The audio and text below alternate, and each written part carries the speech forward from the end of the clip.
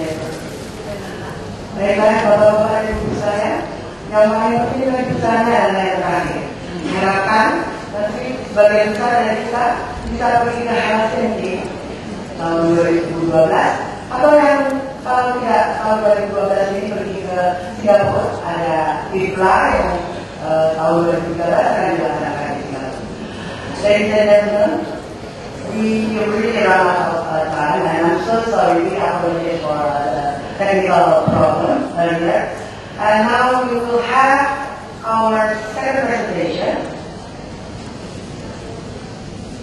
Mr.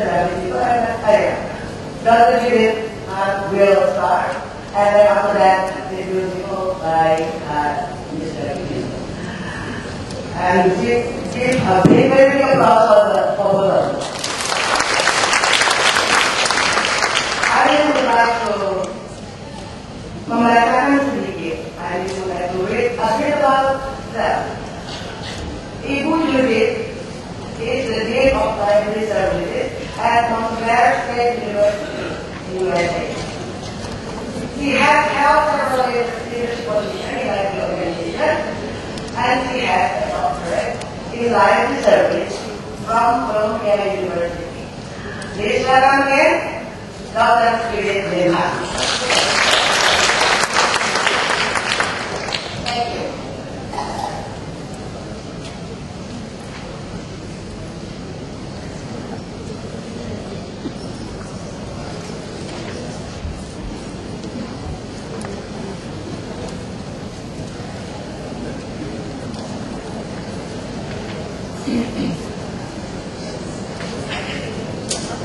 Good morning. Selamat pagi. I learned that when I spent a year at UED, and it was the most wonderful experience. So I'm very pleased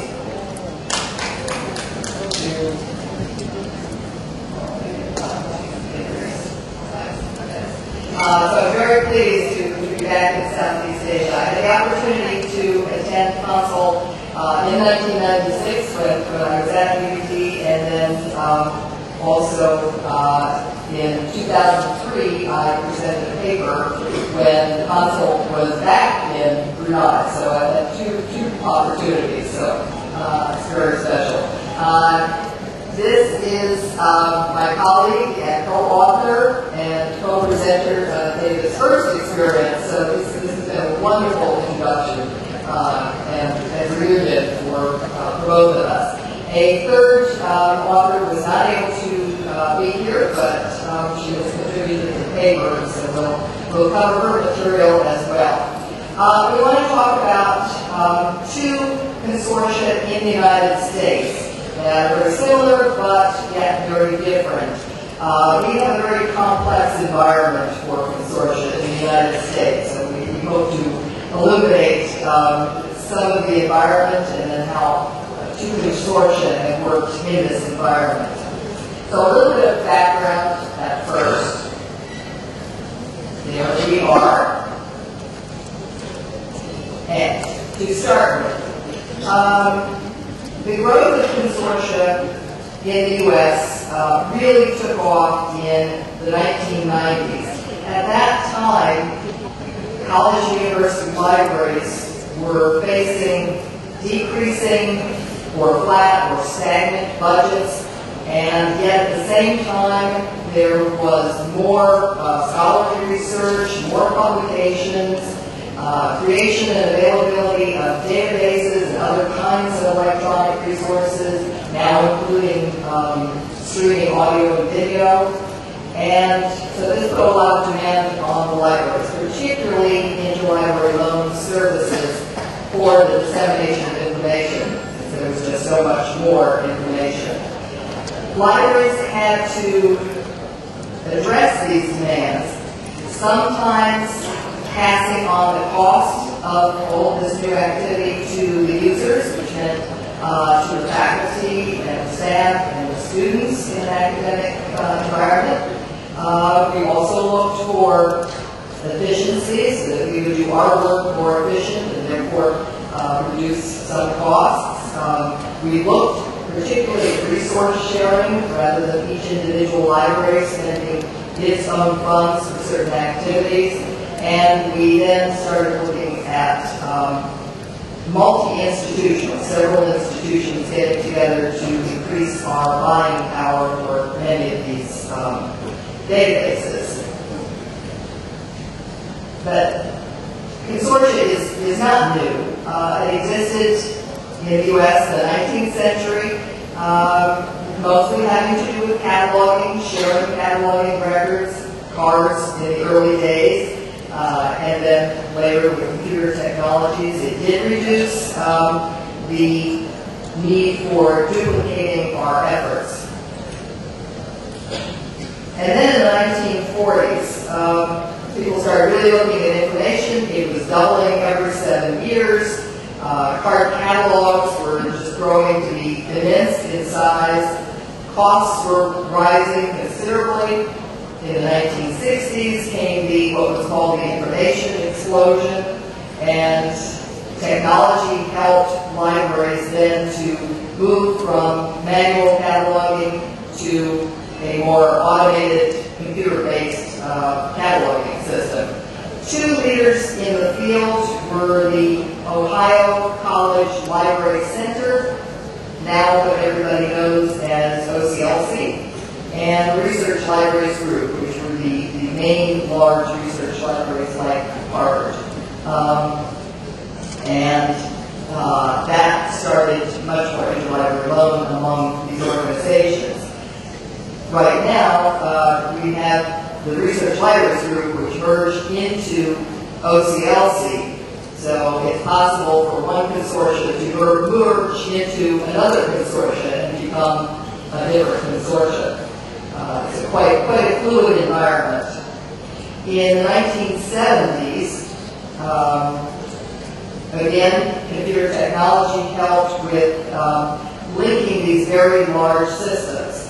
And there was something called the Linked Systems Project, and that led to the Z39.50 protocols in 1988, so that helped to make all of the sharing and the information of the databases much easier for all of these organizations to share. Consortia then started. They started to explore the possibilities of linking the academic libraries' local systems. Ohio, again, was a leader in this, as was Illinois. This all happens now in a very, even for us, complex environment that we live in and we're used to it. But we have many types of consortia. Some of it is geographic, because one state is next to another, so it might be multi-state. It may be just one state. It may be a consortia, a local one within a state, and another one within a state, and another one within a state. It may be multi-type, so it may be academic, public, special, like corporate or business libraries. All of those belong in the same consortia. Or it may be single, special libraries only, or academic libraries only.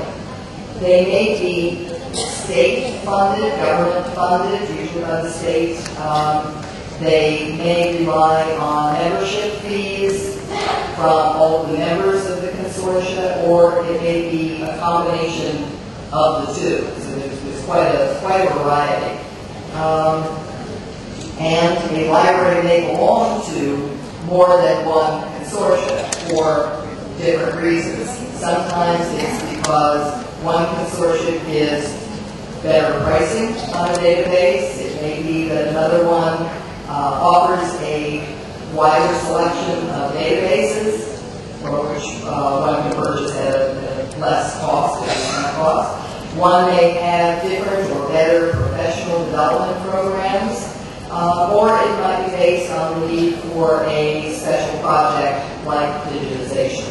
So libraries can belong to one, they can belong to many for many different reasons. The consortia have a different relationship with their state libraries.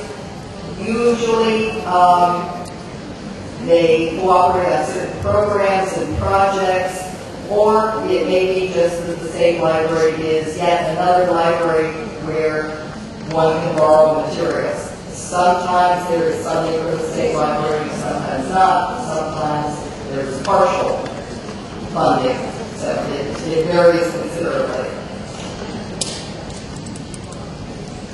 Generally, with state library associations, as opposed to a state library, but the State Library Association, consortia have a relationship, but it's usually just for professional development, programs, maybe workshops, advocacy, how to make libraries stronger, either individual libraries or groups of libraries, or developing certain policies that make guidelines for libraries.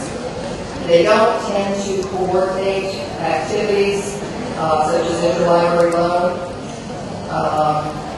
Usually, only libraries belong to consortia, not individuals, although individuals may join the state library associations like the New Jersey Library Association or the Pennsylvania Library Association.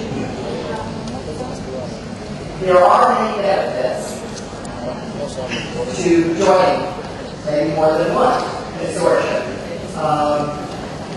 Sharing expertise, certainly, joint catalogs, cooperative purchasing of electronic resources, professional development. And what we're going to do is briefly explore two successful consortia. Geographically, they're next to each other, New Jersey and Pennsylvania. Pennsylvania is a slightly larger state, both on the East Coast. And they're very similar, yet very different. I'm going to give you a little bit of information about the first one, which is housing. Okay, about housing. It's the Pennsylvania Academic Library Consortium, and also known as housing. It was formed in the 90s, in 1996, as a grassroots organization of just academic libraries. It was not organized by a state agency or by a library association, but 35 academic libraries got together, and it was a grassroots from the bottom up to say we need certain services that are not being met in other ways. The only qualification for membership was that the library was supposed to have an integrated library system. It had the ability to lend library materials. There were sufficient funds for membership. In this case, it's now about $8,000 for the library to join. They also have associate memberships, such as a state agency that has to do with libraries in Pennsylvania. The state library belongs a multi-state, which covers the entire East Coast, now called Lyrasis. They belong, a hospital group of libraries belong, so you can have consortia belonging to other consortia, either full or associate memberships. Today, housing has grown to 70 academic and research libraries, and it's engaged in easy borrowing, making interlibrary loan, patron-initiated. The patron starts the interlibrary loan process, not through the library or the council, and the process is very rapid delivery. It also buys cooperatively subscriptions to database at less cost, and various programs. One of the special programs that is of note is training for disaster preparedness, and for that, the consortium received grants from the federal government, the National Endowment for the Humanities, to plan in the case of a disaster.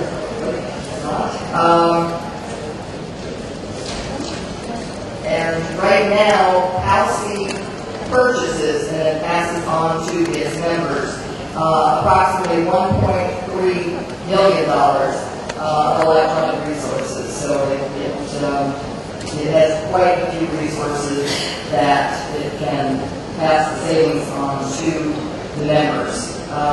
It also provides, in a way, something not technologically based, but reciprocal borrowing for faculty who may go to another institution and they want to borrow directly at that institution right at the time they're there. And so it facilitates that.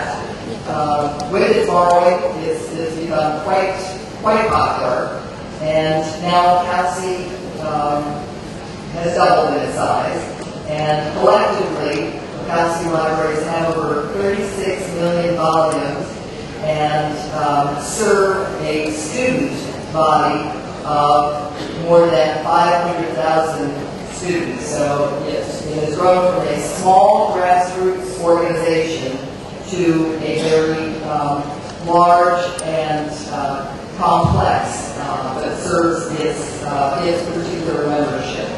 So I'm going to ask David if he will continue with a description of Vail. He'll explain what that is. I should also mention, because David will be too modest to mention, that recently he received a State Library Association Award for Distinguished Service for the work that he has done with Vail over the years. Thank you, Judith. Sorry, I have to thank you that it's 50 minutes or less than that. David is the Director of Learning Resources at the Richard Stockton College of New Jersey, USA. That you will proceed with this presentation following what actually has already been done by you. Give him a big applause once again.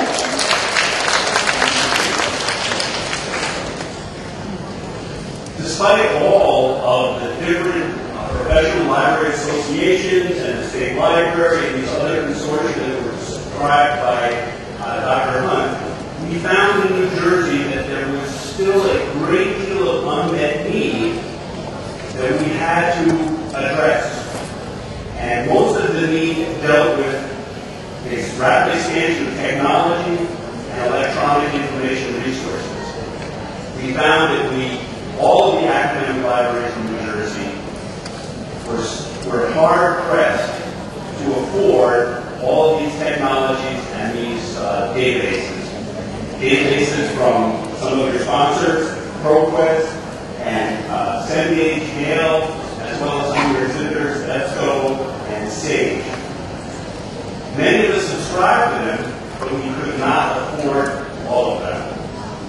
So, in New Jersey, we have this saying: when you have a very difficult task and you're not sure how to accomplish it, you gotta know a guy. You gotta know a guy, which in English means you need to find someone who has the necessary connections and expertise and ability to accomplish a task. You gotta know a guy. So here in New Jersey, we found we had this need and we were looking for that guy. It turns out that we were that guy. We had the expertise, the knowledge, the connections, and the willpower to come together as a consortium, the 53 academic libraries in the state of New Jersey, and the librarians, the library directors, and library staff, to come together and work together to do the things that were necessary.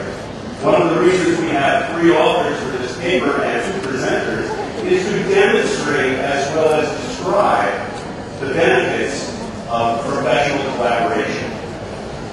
In the 14 years that Vail has existed, we have made ourselves crucial, central to the success of each of our libraries. We did an assessment in 2007 on whether Vail was successful, and we determined we had a cost savings of 46% on databases. So essentially, we could double the number of databases we offered our faculty and students by belonging to Vail. And that is just that's one of the things that brought us together, but it's one of the small pieces of our activities today. We involve ourselves in the distribution of technology and many different resources. Our paper, you can describe some of them in great detail. But the point is that we identified a need and we did it as a group in the state of New Jersey. It was just arbitrary, it just happened to be this group of people, and it has been wildly successful. And some of the things that we involve ourselves, we, like CONSAL, have a conference, although we do it annually.